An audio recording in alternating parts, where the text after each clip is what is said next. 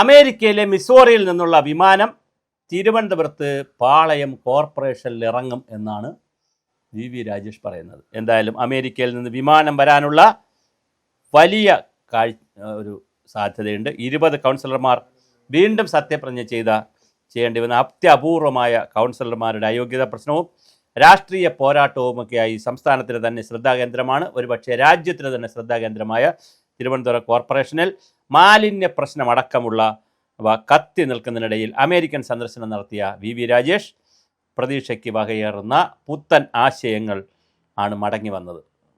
പോയത് വെറും കൈയോടാണെങ്കിലും മടങ്ങി വന്നത് വലിയ കൈകളോടെയാണ്, മടക്കമുള്ള കൈകളോടെയാണ്. തിരുവനന്തപുരം നഗരവും ടെക്സസിലെ മിസോറി സിറ്റിയും തമ്മിൽ സഹോദര നഗരബന്ധം സ്ഥാപിക്കുന്നതുൾപ്പെടെയുള്ള യാത്രാവിശേഷങ്ങൾ അദ്ദേഹം പങ്കുവച്ചിട്ടുണ്ട്. മലയാളി കൂട്ടായ്മയുടെ ഫൊക്കാനയുടെ ക്ഷണപ്രകാരമാണ് അമേരിക്കയിലേക്ക് സന്ദർശിച്ചെങ്കിലും തിരുവനന്തപുരം നഗരത്തിന് പ്രയോജനമുണ്ടാക്കണം എന്നുള്ള ധാരണയിൽ ധാരാളം കർമ്മ പദ്ധതികളുമായിട്ടാണ് വി രാജേഷ് പോയത്. ഇരട്ട നഗരം സഹോദര നഗരബന്ധം എങ്ങനെയുള്ള എന്തൊക്കെ കാര്യത്തിൽ രണ്ട് നഗരങ്ങൾ തമ്മിൽ സഹകരിക്കാമെന്നതാണ് ആശയമായി ചർച്ച വെച്ചത്. മാതൃകയാക്കാവുന്ന നിരവധി കാര്യങ്ങളും പദ്ധതികളും അങ്ങോട്ടും ഇങ്ങോട്ടും പങ്കിടുന്നതാണ്. അല്ലാതെ അമേരിക്ക പോലെയായി മാറുകയല്ല. അമേരിക്കയായി മാറാൻ കേരളത്തിന് പറ്റില്ലല്ലോ. പക്ഷേ അവിടെ നടത്തിയ നൂതനമായ പദ്ധതികൾ ഇവിടെ എങ്ങനെ നടപ്പിലാക്കാം എന്നുള്ളതും ഇവിടെ നടപ്പിലാക്കിയുള്ള ഏതെങ്കിലും നൂതന പദ്ധതി ഉണ്ടെങ്കിൽ അതും നടപ്പിലാക്കാൻ പറ്റും.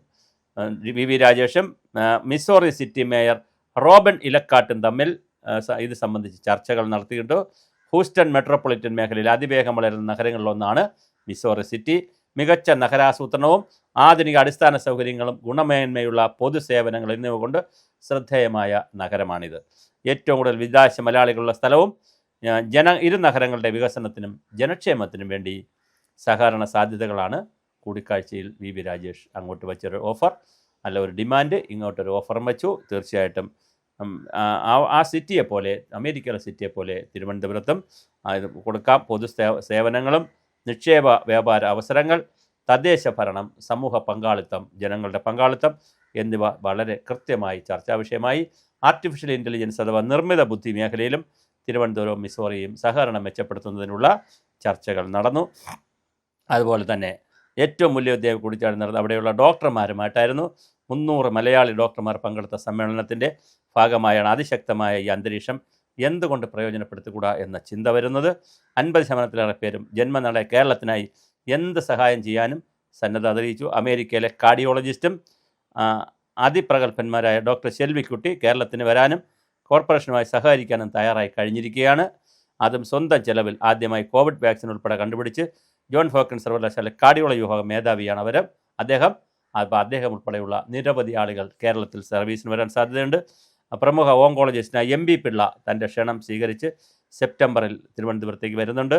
ഓങ്കോളജി സെൻറ്റർ എന്ന സ്വപ്നത്തിനാണ് അതിനെ ചിറകുമുളയ്ക്കുന്നത്. അദ്ദേഹത്തിൻ്റെ മാർഗ്ഗനിർദ്ദേശം വിലപ്പെട്ടതായിരിക്കും. കേരളം എന്നും വികാരവും മലയാള സ്നേഹവും മനസ്സൂക്ഷിക്കുന്ന ഇവർക്കെല്ലാം നാടിനായി എന്തെങ്കിലും ചെയ്യണം എന്നുള്ളതാണ് അമേരിക്കൻ മലയാളികളുടെ ആഗ്രഹം. അത് വളരെ കൃത്യമായി ഇവിടെ സാധ്യമാക്കാൻ പോകുന്നു. അതുപോലെ സാങ്കേതിക വിദഗ്ധരുമായി നടത്തിയ ചർച്ചകൾ വളരെ കൃത്യമായ ഒരു ഫലം കണ്ടിട്ടുണ്ട്. അവിടെ ഡൽഹി IIT, കാലിഫോർണിയ സർവകലാശാല എന്നിവിടെ പഠിച്ചിറങ്ങിയ ഡോക്ടർ രാംദാസ് പിള്ള പിന്നെ മീൻ കൃഷിയിലുള്ള അദ്ദേഹത്തിൻ്റെ പ്രത്യേക താല്പര്യവും അങ്ങനെ ഓരോരുത്തരായിട്ട് ലേബർ ട്രാൻസ്മിറ്ററുകൾ, ആംപ്ലിഫയർ നിർമ്മിക്കുന്ന ആദ്യ ലോകത്തിലേക കമ്പനിയുമാണ് ഗവേഷണ ശാസ്ത്രജ്ഞമായ വ്യവസായ തിളങ്ങുന്ന രാംദാസ് പിള്ളയുമായിട്ടുള്ള ചർച്ച. അപ്പോൾ അവിടെയുള്ള വ്യവസായികൾ, അതുപോലെ വിദഗ്ധർ, പ്രൊഫഷണലുകൾ, ഡോക്ടർമാർ, എഞ്ചിനീയർമാർ എന്നിവരുമായിട്ട് എല്ലാം വ്യക്തിപരമായ ചർച്ച നടന്നു, ഔദ്യോഗികമായ ചർച്ച നടന്നു. അതുപോലെ തന്നെ ഗൂഗിളിൽ ജോലി ചെയ്യുന്ന 100 കണക്കിന് മലയാളികളെ പരിചയപ്പെടാൻ കഴിഞ്ഞു. അവരെല്ലാം IT വിദഗ്ധരാണ്. അവർ കേരളത്തിന് സംഭാവന നൽകാൻ തയ്യാറാണ്. സംഭാവന എന്ന് പറഞ്ഞാൽ പൈസ കൊടുക്കാനല്ല, അവരുടെ കഴിവ് തരാൻ തയ്യാറാണ്. മാലിന്യ സംസ്കരണത്തിന് പുതിയ മാർഗ്ഗം ടെക്സസിലെയും മിസോറിയിലെയും മാലിന്യ സംസ്കരണ സംവിധാനങ്ങൾ നേരിട്ട് കണ്ടു. മിസോറിയിൽ 100 ഏക്കറിലാണ് മാലിന്യ സംസ്കരണ സംവിധാനം പ്രവർത്തിക്കുന്നത്. ഒരു ഏജൻസിയുടെ 75 വർഷത്തെ പദ്ധതിയാണിത്. മാലിന്യത്തിന് പുറത്ത് മണ്ണ് പൂണ്ടുന്നതാണ് രീതി. തുടർന്ന് ഇതിന് താഴെ ഭൂമിക്കടിയിലൂടെ പൈപ്പുകൾ സ്ഥാപിച്ച് ഗ്യാസ് ഉൽപ്പാദിപ്പിക്കും.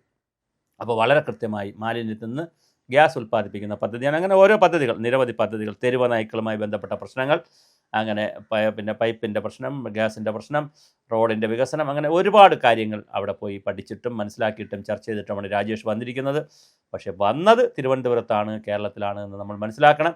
ഇതുപോലെ ഒരുപാട് ആളുകൾ വിദേശത്തൊക്കെ പോയി നന്നായി വർത്തമാനമൊക്കെ പറഞ്ഞിട്ട് കേരളത്തിൽ തിരിച്ച് വന്നിട്ടുണ്ട്. ശശി തരൂർ ബാഴ്സലോണ സിറ്റി ആക്കുമെന്ന് പറഞ്ഞ്, ഇരട്ട നഗരം തിരുവനന്തപുരം ആക്കുമെന്നൊക്കെ പറഞ്ഞ് മോഹിപ്പിച്ചാണ് വോട്ടൊക്കെ ആളുകൾ ഓടി ഇടിച്ചിട്ടത്. പക്ഷെ ഒന്നും നടന്നില്ല. അത് അദ്ദേഹത്തിന് നടത്താൻ പറ്റില്ല. കാരണം അന്ന് അദ്ദേഹത്തിന് കേരള ഭരണവുമില്ല, കേന്ദ്ര ഭരണവുമില്ല, പിന്നെ കോർപ്പറേഷൻ്റെ ഭരണവുമില്ല. അപ്പോൾ പിന്നെ എങ്ങനെയാണ് അദ്ദേഹം ചെയ്യാൻ പറ്റും? പക്ഷേ കേന്ദ്ര ഭരണം കയ്യിലുണ്ടായിരുന്നു കുറച്ചു കാലം. വേണമെങ്കിൽ അദ്ദേഹത്തിന് ഇപ്പോൾ കേരള ഭരണം കയ്യിലുള്ള സാഹചര്യത്തിൽ തിരുവനന്തപുരത്തിന് എന്തെങ്കിലും ചെയ്യാനുള്ള സാധ്യതയുണ്ടോ എന്ന് ശശി തരൂരിനും പരിശോധിക്കാം. അങ്ങനെ തിരുവനന്തപുരത്തിൻ്റെ മേന്മ വലുതായി വരട്ടെ.